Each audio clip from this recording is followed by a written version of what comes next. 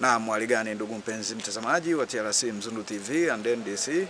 Leo hii tuko ndani ya viunga hivi vya shule ya msingi Kabuku mjini, na lengo kubwa hasa lilotuleta hapa ni kuja kuona namna walimu wanavyojengea uwezo kuhusiana na swala zima la elimu jumuishi, namna ya kuwatambua wanafunzi wenye mahitaji maalum. Na mafunzo haya yanawashirikisha walimu wakuu wa shule mbalimbali, lakini pamoja na walimu wa kawaida ambao wanakwenda madarasani, ambao wanadili na wanafunzi moja kwa moja mashuleni, ambao nao tupo nao hapa ndani ya viwanja hivi vya shule ya msingi Kabuku mjini.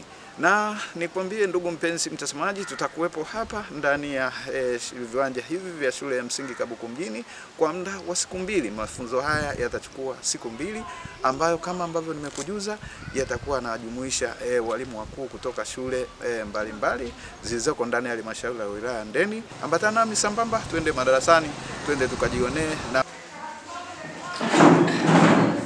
ndugu washiriki, Jamhuri ya Muungano wa Tanzania, kazi endelee. Jamhuri ya Muungano wa Tanzania, kazi endelee. Okay, mimi kwa majina naitwa Petronia Kibizie, kiongozi wa mradi wa shule bora Tanga. Nadhani wawezeshaji wamewaambia kwamba mradi wa shule bora hautekelezwi tu Tanga, bali tuko katika mikoa 9 ya Tanzania. Na lengo ambalo walipelekea mpaka kuchagua hii mikoa 9 ilikuwa ni kwa lengo la kutunyanyua na sisi tufikie mikoa mingine. Ilikuwa ni masuala ya ufaulu duni, lakini pia masuala ya elimu jumuishi. Ilionekana kwamba mikoa hii 9 ambayo tuko nyuma kwenye masuala ya elimu jumuishi, lakini pia kuimarisha mifumo katika elimu. Lakini tokea tumeanza 2021, nadhani hata nyinyi wenyewe ni mashahidi, maana nyinyi ndio mnatoa hata matokeo ambayo tunapata kwa wanafunzi ni kupitia nyinyi. Nadhani tumefikia hatua nzuri katika mikoa 9 ya shule bora ambao mradi unatekelezwa. Tanga iko ya 3 kufanya vizuri. Kujipigi makofi. Asante.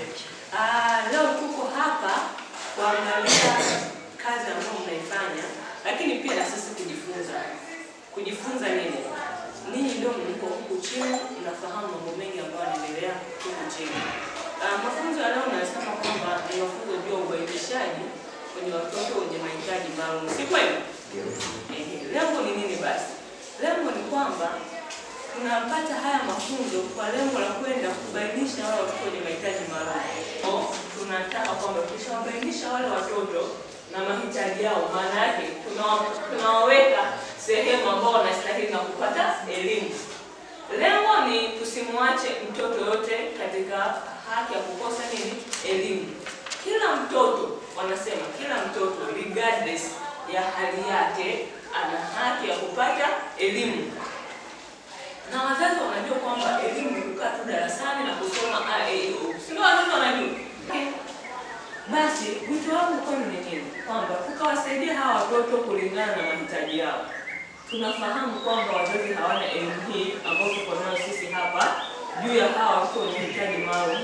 Kwanza wazazi wengi wakishawapata wanawaficha ndani. Kweli uongo? Wanawaficha ndani.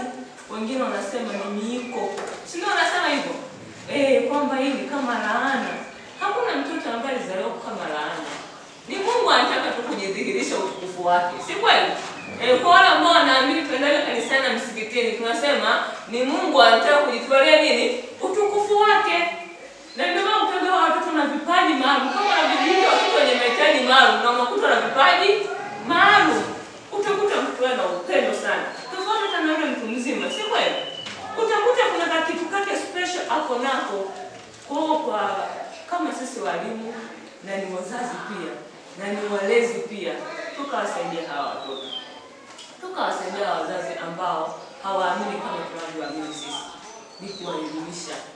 Hata sisi tungekuwa kwenye yale maisha huku chini ya wazazi, tungeamini kama vile ambavyo wanaamini. Ni nafasi tu ambayo tuko nayo na uelewa baada ya watu pia kutufundisha sana. Wakati tulikuwa wanasema walimu ni wito. Sasa mimi najiuliza wito ni nini maana yake? Sio kwamba eti kwa sababu tunapata stahiki ndogo, hapana. Wito ni nini? Wewe mzazi ni mtoto wake tena mkatai mwenyewe. Vipi wewe ambaye kumzaa? Singetakiwa mkatae mara mbili yake. lakini wewe unamkumbatia, unamchukua kama mzazi, mambo haendi hivi, huyu mtoto yuko sawa, ana mahitaji tu tofauti na wale watoto wengine. Basi mimi nisichukue muda wangu mwingi, naomba tuendelee kusikiliza yale ambayo tunafundishwa. Pale ambapo hatuelewi, tuulize maswali, tushirikishane uzoefu.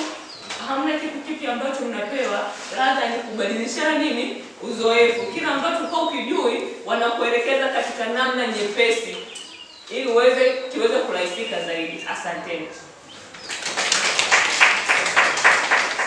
TRC Mzundu TV hakika ni kisima cha maarifa. Ni kisima cha maarifa. Ni kisima cha maarifa. Ni kisima cha maarifa. Ni kisima cha maarifa. Ni kisima cha maarifa. Nikiripoti kutokea hapa ndani ya viunga vya shule ya msingi Kabuku mjini iliyoko kata ya Kabuku ndani halmashauri ya wilaya Handeni, mimi Nchisco wa TRC Mzundu TV, Handeni DC.